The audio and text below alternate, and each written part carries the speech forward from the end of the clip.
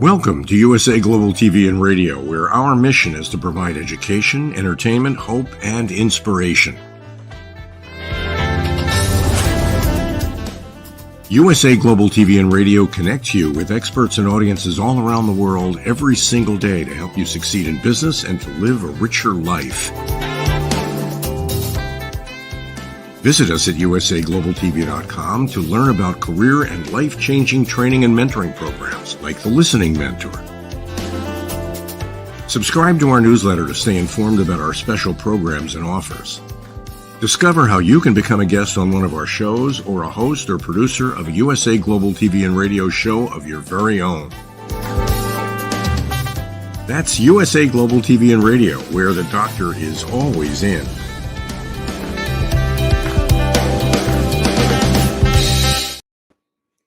Hello and welcome to Intentional Productivity Tips. It is Wednesday. It is 5 o'clock Pacific time, and that means it is another episode of Intentional Productivity Tips.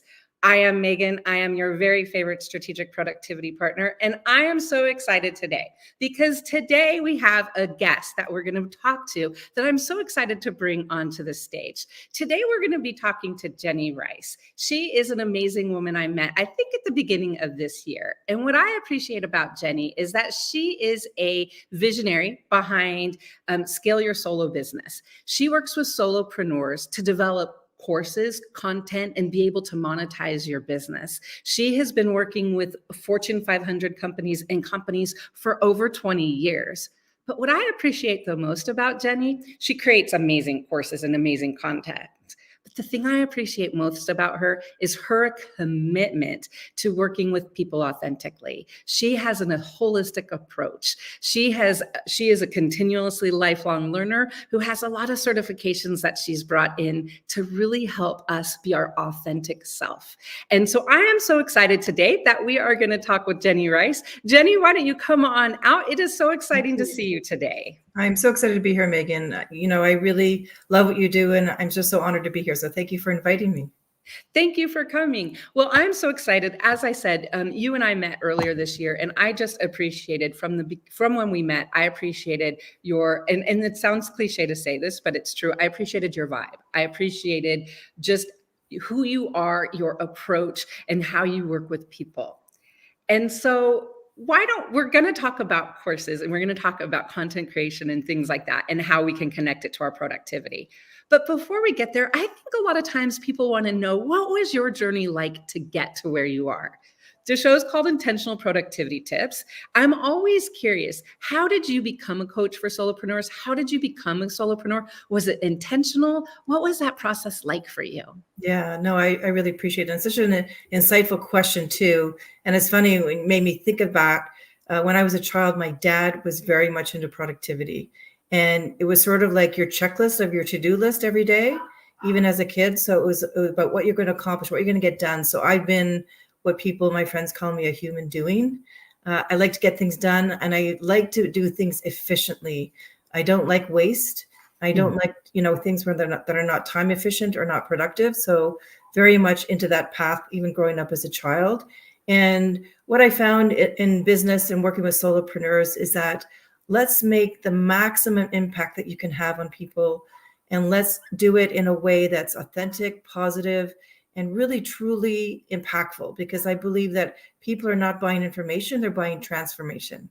And so I love that. Yes. People are not buying information, they are buying transformation. That is Exactly. And so when I work with people and solopreneurs and coaches, and you're asked about my path to getting here, it's around making the impact of their message to people and what they want to do to help people transform. And what's interesting, talk about productivity and talk about messaging too, is that I find a lot of people want to do a data dump of content. They want to do a lot of, let's do this, let's add this and that. And I end up pulling them back and saying, what do you really need to do to be effective? What do you really need to do to get your message across? And less is more often the time, but people think, I want to throw everything in there, when it's overwhelming people rather than over delivering. That is such a good way to think about it. When you think about it, less truly is more, right? It is. Yes. It in so many different things. Yes. And there is a sweet spot.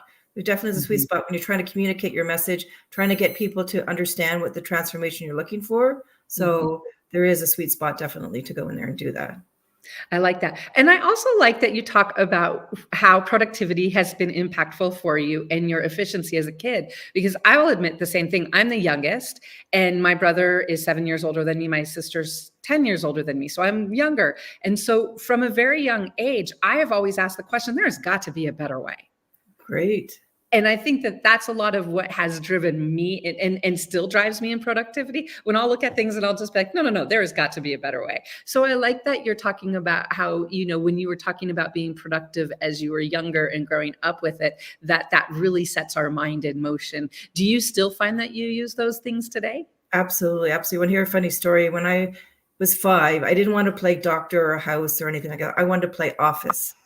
And I would be the boss, and I'd have my phone there, and I have my book there, and I would say, "You go do that. Hello, yes, yeah." And I would multitask, and that was fun for me. So I think even as a young child, I like to multitask and get things done and accomplish things. So it's funny on how those little things trick it into your life and then end up continuing on, when you're older. They really do. Well, and I would imagine, especially as a solopreneur, working with solopreneurs, you have a lot on your plate. So I would imagine multitasking as you've gotten to where you are has been something that's been important. Absolutely. And it's so funny you say that because I find I'm continually improving my processes and my productivity and using different tools to help me with that. But because I'm working with clients to deliver the results that they want, and it's great. I'm successful. I'm working with a lot of different clients, but I got to make sure I manage them so that I don't forget something or something they give me, it's not sort of left hanging there. So I try to be really efficient in the communication I get from them and in what I'm delivering with them. And then I have a team of 12 people. So I need to manage them too and what they're doing. So I have a lot of tools with me that really help me to make sure that things get done. They get done efficiently, they get done well. I really like that. One thing I do want to add is you are watching. I am Megan. I am your favorite strategic productivity partner. And I am talking with Jenny Rice, and she is with the Holistic Course Creator. And what I would also like to say is we are on USA Global TV and radio, and you can find us here at 5 o'clock every Wednesday. And so please like, subscribe, and be notified of any new episodes. And if you have any questions, please comment. We will answer them as we are going. Perfect. Thank you for saying that. Yeah. One question I did have for you, Jenny, as you were talking about that is, how have your processes changed? Like you were talking a little bit about how you communicate with people. Have your processes changed over the years? When you think of where you are now, have they changed? And what did that look like for you? What are some of those enhancements and what are some of the lessons you've learned that you can share with us? Yes, absolutely. The way I feel I stand out is that I'm high touch, I'm high service oriented. I really want people to be successful. So I sort of say you have unlimited access to me, which is great for the client, but I need to manage my time and my priorities and what I'm doing.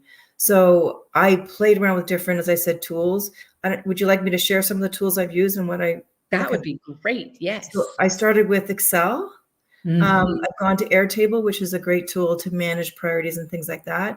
But what's interesting is I use multiple tools. So I use Airtable for managing leads. Then I have it in a CRM system. And then what I use Excel for is I have a tab for each client. And I very diligently, because I have forgotten and things got lost in somewhere in the ethers, where I have a tab for them and I say the date and what I'm doing with them and what the follow-up needs. So whenever somebody reaches out to me and say, Jenny, what's the status of this? I can go right to my Excel spreadsheet and see what it is. Because I don't want somebody to come back to me and say, Jenny, where's that file? And I'm like, oh my God, I forgot it. Right? Which has happened before, and you learn from your mistakes, right? Absolutely. Life happens, especially when you're a business owner. It's going to happen even more, right? Yeah. Yeah. I love that. I will tell you, and one of the things I'm going to be honest with you is I always start with the Google worksheet or an Excel worksheet. When I start with clients with their priorities and with everything that they've got going on, I always start with an Excel spreadsheet or a Google spreadsheet. I don't go into any of the tools until we get that information in there. So I love the fact, plus you can make it, personalize it, and do whatever you want with it. Yes, absolutely. And I've got drop downs for status, drop down for due dates, drop downs for start dates and who's responsible and things like that. So it makes it much more efficient to use it. Absolutely. I love that. And it's personalizing. I'll have clients that will tell me, what do I have to use? What tool do I have to use? And I'll always say, no, there is no tool you have to use except for your brain and your Yes. creativity. Yes. When you think about it, there is no have to. We just need to use what works best for us. Yeah. And Megan, I'll share with you a process I take my clients through. So my clients come to me with saying, I want to do a course on XYZ. And so what I want to do with them is making sure that they're doing an impactful transformational course. So I take them through my signature system called Paddle, Paddle. And what I did in the past was that they go through my training course, and then I'm very much into teach and apply. So when I teach them a concept, I want them to apply it and do something with it. So in the past, I would have PDF worksheets and they would download them and then they would share them with me. And I found that while the PDF worksheets worked really well, I would like, oh, where is this sheet? Where is that sheet? And I would lose them. So then what I did is I combined the whole process into one Google sheet with different tabs for each step. And what's great about it is now, as soon as somebody joins with me, I send them their own spreadsheet for that. And as they go through the course, they actually fill in the data as they go. They have a column for Jenny to write in comments in there, so I can get feedback. It's live feedback. We can go back. It's not like the PDF I found was limiting because I had to comment on it, send it back, where this one is a live communication feed. So always looking for improvements or ways to be more efficient and giving feedback to clients. I will say, Jenny, I really love that because I think you're right. When talking about being intentional with our productivity and talking about how we can work with people, saying, okay, what system is the best for right now? How can we make it improve? And I'm sure that you get feedback that's helpful from your clients as well. Yes. And for example, when I first converted it from PDF, I went into Google Docs. And the interesting thing with Google Docs, it would paginate it funny.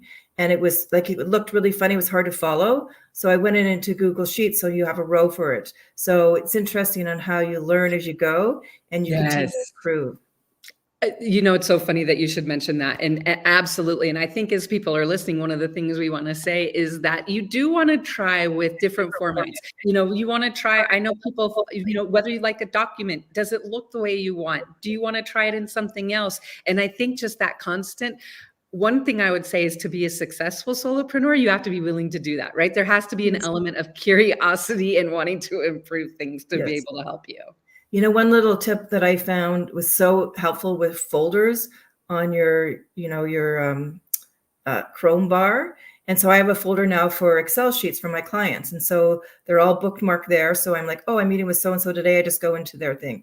That's been a lifesaver for me because I'm like, where did that file go? Where did that sheet go? It's now all in one folder. So that to me has been a brilliant shift in knowledge. And I love folders. I wish I'd learned that years ago. So. Isn't it interesting? Well, and taking time, I think it's so important to look at, arrange your Chrome, your Google, whatever it is that you're looking at it, to take that time and say, what's going to make it helpful in the long run? And is it going to save me 5 minutes every time? Yes. Is it going to save me that frustration of how many times do we ask ourselves that in a day? Where did I put, And so I think having it accessible and so easy is important.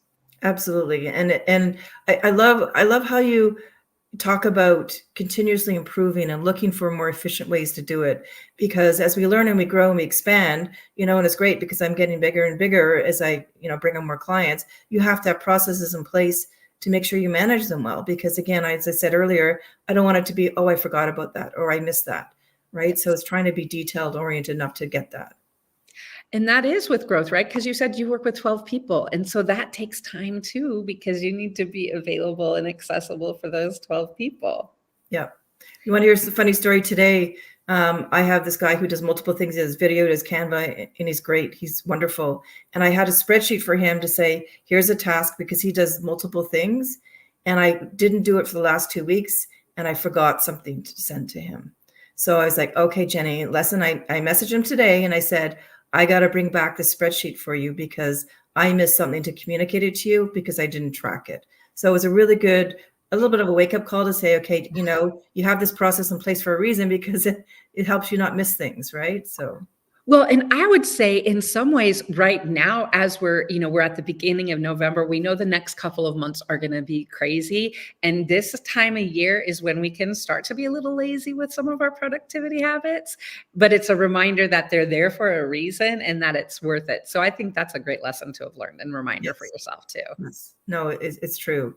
And because I'm working with solopreneurs and coaches, and excuse me, my main goal is to put creativity in it. I'm just going to take a sip of water here,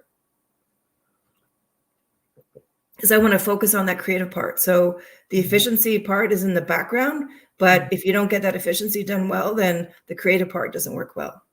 It is so true. Let's talk about your course creating. Let's talk about you as a holistic course creator. And what I would like to know is, what is it about you and your authentic approach with people? What is it that's important, and how did you develop that? Great question. So I've been doing this for over 20 years, working with many Fortune 500 companies. Now I primarily work with solopreneurs, and I'm sorry, my voice is raspy. Solopreneurs and coaches, because I get really jazzed with somebody coming, like I met with a client today, and she was thinking about changing her offer, and we really fine-tune what her offer is going to look like and how she's going to benefit her clients. So not only is she becoming more knowledgeable and more impact, but her clients are being transformed in the results of it too. So Wow. it makes it really fun to do that. What a great ripple effect to experience and see. Yeah. And because I look at a holistic too, I'm very much into, it's not just about getting a course online, it's about creating a really transformational, successful course. I really believe that, the more successful you are, the more people you're going to attract into it.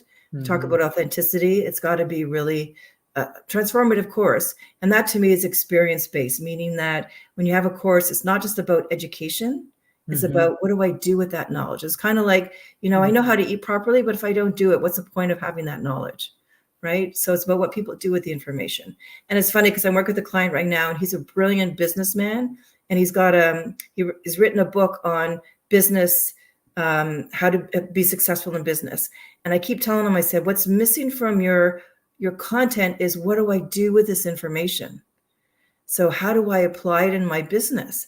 And so I'm really pushing back on him and saying, we need to put a lot of experience-based application in here, because it's what people do with it that really matters, not just the education about it, if that makes sense. That really does. And that hits on something I was very personally interested in when talking to you, and some questions I was curious in, because I will be honest, for a very long time, I didn't think I didn't think that a course was right for me for whatever reason, right? And in talking to you and talking to others, I realized that it is. But how do you help someone to decide what type of experience is right? And then how do you help them understand that they're going to save time by investing this energy, right? You know what I'm saying? It's one of those things that it's an energy investment that pays off in the long run, if that makes sense. Yes. Absolutely. So what I try to help people realize is that when you're creating a course for your clients to transform them, it again is back what they do with it, not just what they learn about it. So what we try to do is we look at, what are the goals, your learning objectives you want to accomplish? And I'll tell you, I use the analogy of Hell Island and Heaven Island. And I'll share that little story with you. So Hell Island is where your clients are now. So let's pretend you're a business coach dealing with middle managers on communication. So Hell Island is where they're suffering now, meaning that they're frustrated, they're not communicating well, they're not meeting their targets, they're not sleeping well, et cetera, et cetera. Heaven Island is where they want to be, which is, I know what I need to do. I have a blueprint for my progress. I know what communication looks like. It's getting better. I'm sleeping better, et cetera, et cetera. And how they get from Hell Island to Heaven Island is that coach, that solopreneur, right? And what I tell them is saying that whether you're an airplane, a submarine, a canoe, or any type of boat, people are not buying the boat. They're buying the transformation they're going to get when they get to Heaven Island. Wow. So when I talked about building the boat, it's like, what boat do you need to build to get them there? So it's not just about making a flashy, nice boat, which is important too, right? Looking good and things like that. But it's like, what is going to get them to Heaven Island? And once they get that clarity and they know what Hell Island looks like when Heaven Island, the boat almost builds itself. That's such a good way to put it. And what a great way of starting it, rather than just dumping all of the information that all of us come with, right? Yes. And the funny part is that I'd say majority of my clients, like Jenny, I just want to get in there and get my slides going. I'm like, no. Trust me, you'll be very happy that I'm making you take a step back, look at your target audience. What are they suffering from? What are their pain points? What's the solution? And then, so then when they get there, they say, oh my God, I have a clear outline now because I know what I'm trying to get them to do. So I'll give you an example. I had a client who was a dentist, and she was doing a course on TMJ pain, for your jaw pain. Mm-hmm. And she put together this great content. And I took a look at it and I said, you have like 20 minutes on science behind the muscle movement and all these things. And I said, why is this in there? She goes, because it's fascinating. And I'm like, fascinating to you maybe, but is it to the people that have TMJ? And she goes, oh my God, yeah. I said, take it out. This is not going to be relevant to them. It's not going to be important to them. So it's really about thinking of your target audience and what do they need to transform, and making sure the information that's in there is going to help them transform. Well, and what a great guide you are to be able to help people to understand that, right? Because, there are things, and I know I'm the same way. There's things that I think people should know, but they don't care about. And so I think to have a guide like you to be able to help with that is important. Absolutely. I like what you said about getting started with a course by thinking about your target audience. So if we have somebody that's listening right now and they're just not sure, they were kind of where I was before, I'm not sure if I should have a course or if this is right for me, what would you recommend are the first steps that they would take? Well, they need to look at their niche primarily. So I believe the more niche down you are, the more successful you're going to be, because you're really going to know what people are suffering from and what you want to help them accomplish. And then you're going to know who your client base is, where they hang out, where they play, where you can find them so you can help and serve them. People that go too high level and broad end up not really serving anybody because people don't resonate with them. Okay. I have a client, for example, she does pelvic floor exercises, and I hope this is okay to say this live. Yes, absolutely. Okay. So I said, you're not really teaching pelvic floor exercises. What you're really doing is you're helping the woman with, incontinence that can't make it to the bathroom on time running into the house, or the man with erectile dysfunction. That's essentially what you're trying to do in healing. Your pelvic floor is your boat, getting them there. But really what you're doing, you're helping those clients do that. So it's really identifying what that is and what they need to do to accomplish it.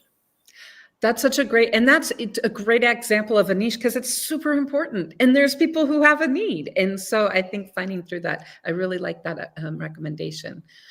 Jenny, would you tell us a little bit about where we can find you? We know that your website is holisticcoursecreator.com, but I know you have some exciting things that you're doing. So why don't you tell us a little bit about those?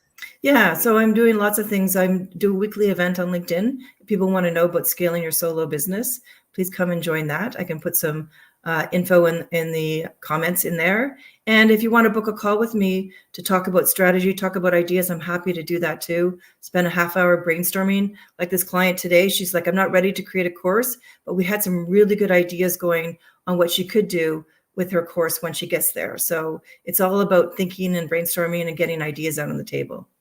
I like that. And I think that's so important. And we will definitely include your contact information when we post the show, so people can connect with you as well. Awesome.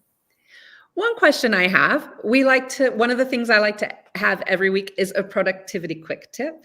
And I know that I had asked you if you have any suggestions, tips, recommendations that you would like to share for us that have made a positive difference for you.